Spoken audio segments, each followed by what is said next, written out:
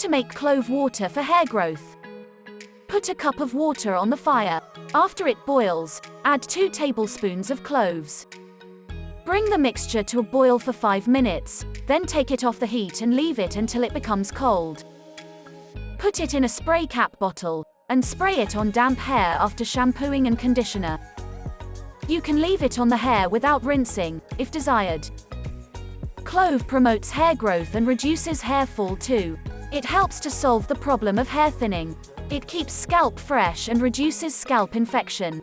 It also provides a cooling sensation and keeps you fresh. It adds some nice and fresh smell to your hair. As it is full of antioxidants, it acts as a conditioner. It keeps hair smooth and makes them manageable, imparting a decent shine. Hope you did get some value out of our today's video. If you really did, hit subscribe button, press the bell icon in order to get regular updates from our channel.